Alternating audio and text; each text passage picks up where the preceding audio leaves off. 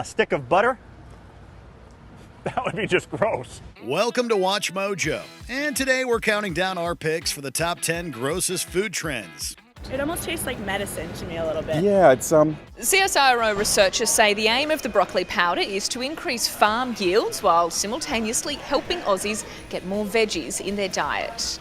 Just like It pairs water well with like a little bit of a green It pairs well with what? Vodka? Gin. It does it? For this list, we'll be looking at various food trends from recent years that are borderline disgusting. What is the nastiest thing you've ever eaten? Let us know in the comments below. Now put on your bibs and let the gross begin. If you like what you're hearing, be sure to check out the full song at the link below. Never seen a fine suit and tie, mighty fine. More like wearing sweats till I die. Number 10, Freakshakes. Milkshakes make for a yummy little treat. Yummy. You think I can have a sip of that? They are a cornerstone of any local diner, and humanity has been enjoying them for a century. And then there are Freakshakes. The hottest drink this summer, it's called the Freakshake. The late 2010s saw a surge of so-called Freakshakes on Instagram, which are essentially just milkshakes loaded with an obscene amount of treats. They make for fantastic pictures, and they look beautiful, but they would prove an absolute nightmare to eat or drink. We don't know. It's estimated that a typical Freakshake contains around 95 grams of sugar, which is 3 times a human's daily value. Some even reach 156 grams, which is the equivalent of 16 glazed donuts. If nothing else, that would make for one insane sugar rush. What's it like, Bart? Bart? Give me that! Number 9, novelty sodas. What exactly is the point of novelty food items? No, it's spicy. It's spicy, dude. They're often more expensive than the widely beloved versions, and they never really taste good to boot. This is especially egregious with sodas because, honestly, who wants to drink a soda that tastes like ranch dressing? If it's supposed to be ranch, It's supposed to be ranch. they failed. It's not good. There are dozens upon dozens of unique novelty flavors out there, like grass, teriyaki beef jerky, lavender, ketchup, and even turkey and gravy. Some of these may taste good, provided the engineer is a soda wizard. Otherwise, these seem more like conversation pieces than genuine drinks. This one tastes like barf, okay? It's also going to taste like barf when it comes right back out. It says great chunky flavor. Number 8, Unorthodox chip flavors. It's not just soda companies that love to pump out novelty items. Potato chip manufacturers are suckers for a good eye popper, resulting in flavors like cappuccino and mango salsa. Those were engineered by Lay's, one of the biggest chip companies in the world. And if the Today staff can be trusted, they leave an unpleasant, lingering aftertaste and taste like a chemical attack on your mouth. That's just touching the surface of the novelty chip business, which also includes the likes of crab, prawn cocktail, seaweed, and cinnamon, and sugar chips. And to think Lay's ketchup flavor is considered weird. Number 7, dessert hummus. Hummus is a Middle Eastern food staple enjoyed around the world, consisting of mashed chickpeas, tahini, garlic, and lemon juice. In comes dessert hummus, a highly suspect concoction that turns a healthy spread into a sweet-tasting treat. It's just... This concept really took off after Delighted By and its founder, Mackenzie Marsloff, appeared on Shark Tank. Cinnamon and vanilla beans are used in place of lemon and garlic. It went over well with the sharks, and various flavors of dessert hummus can be found in Whole Foods and Walmart with flavors like vanilla bean, brownie batter, and snickerdoodle. A savory food as sweet? There's just something really unappealing about that, no matter how good the hummus itself may taste. It looks like some fudge, I would say. Maybe some icing. Tastes like a dessert, maybe a pudding? Number 6, rainbow/unicorn foods. The late 2010s saw a bizarre food trend as people the world over were covering their food with pastel colors to make it look better for Instagram or something. There wasn't really a point to it, and it only made the food itself look unappetizing. Things reached a head in April of 2017 when Starbucks introduced the Unicorn Frappuccino, which was made with a combination of pink powder, sour blue powder, and blue drizzle. It gave the drink a distinctive purple appearance, and the frap was largely criticized for containing an abundance of sugar, about 3 times as much as the average woman needs in a day, and 2 times as much for the average man. It almost tastes like medicine to me a little bit. Yeah, it's like Pepto-Bismol. Number 5. Broccoli coffee.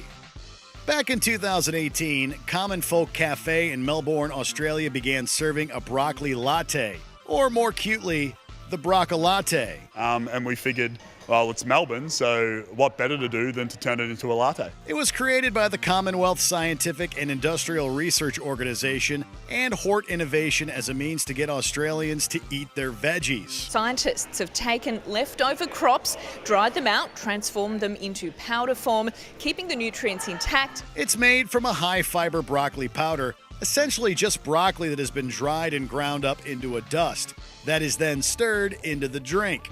We don't care how healthy it is. We're not drinking broccoli coffee. The organization admits that the drink has received mixed reviews since its introduction. They are probably putting it nicely. I really don't think that you are still getting the same amount of fiber, antioxidants, and good benefits of broccoli. Number 4. Charcoal food. Charcoal can do it all.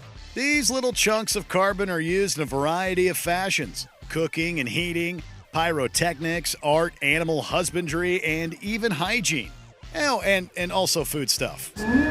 2017 saw another bizarre food trend, and that was infusing food and drink with activated charcoal. Instagram was filled with pure black pizzas, cocktails, and ice cream. Why? No one really knows.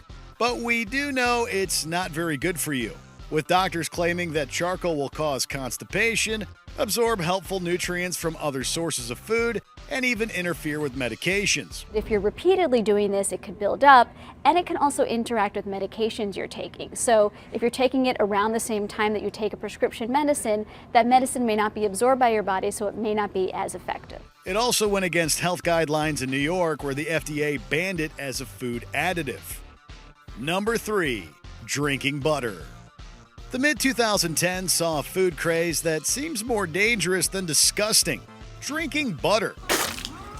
Dave Asprey gave rise to the concept of bulletproof coffee, that being coffee with a tablespoon of butter. And Kourtney Kardashian revealed in a blog post that she drank clarified butter every morning. In came the butter teas and coffees, which was said to supercharge your brain and give you tons of energy. However, it's also packed with calories, saturated fat, and cholesterol, and there's no evidence to suggest that it boosts energy or mental clarity. When you add things like butter and coconut oil to your coffee, you're adding a significant amount of saturated fat and a significant amount of calories. In fact, it's suggested that the energy boost that drinkers experience is nothing but a regular caffeine buzz from the coffee itself. Number 2. Deep fried butter. This is exactly what it sounds like: slabs of butter coated in a batter and deep fried. This was reportedly invented in 2009 by a man suitably known as Fried Jesus for the State Fair of Texas. We got several different toppings. New topping off menu today is cinnamon, sugar, and honey. Okay. We also have cherry, grape, garlic. Like most fair foods, it's nothing but a novelty and should most definitely not be made part of a regular diet. It's 100%, clarified whipped butter, so it's not, doesn't have any of the artificial stuff in it. A few different iterations followed, including fried butter on a stick and a coronary combo that consisted of deep fried butter and chocolate-covered bacon. Uh-oh! My heart just stopped! Ah, there it goes. Even Paula Deen got in on the action and published her own recipe for deep-fried butter balls. It apparently tastes like French toast. We don't want to find out. We suggest you don't either. The butter kind of leaks all over me, and that breakfasty batter. It tastes like a cinnamon roll, kind of. Before we continue, be sure to subscribe to our channel and ring the bell to get notified about our latest videos. You have the option to be notified for occasional videos or all of them. If you're on your phone, make sure you go into your settings and switch on notifications. Number 1. poop-themed foods and restaurants. It's really, really strange. Oh! Let's get one thing clear. These foods aren't actually made from poop. If you feel the need to vomit up there, just swallow it. That would violate an insane amount of health regulations and probably would land the proprietor in prison. But some restaurants are poop-themed, and we don't know how to feel about it. Toronto hosts the Poop Cafe Dessert Bar, which is decorated with toilet chairs, poop decor, and poop-based facts plastered on the wall. Patrons eat out of toilet bowl-shaped dishes, and the restaurant serves desserts in the shape of, well, you know. Similar cafes can also be found in Seoul, Taiwan, and Los Angeles, with the Magic Restroom Cafe looking like a giant communal washroom. And judging by the Google reviews, it's not a very good place to eat. Do you agree with our picks? Let us know in the comments. And hey, if you're a fan of the song playing right now, be sure to check out the music video for it right here. Looking in the mirror, I don't recognize a beard, I don't recognize a kid, I seen who grew up so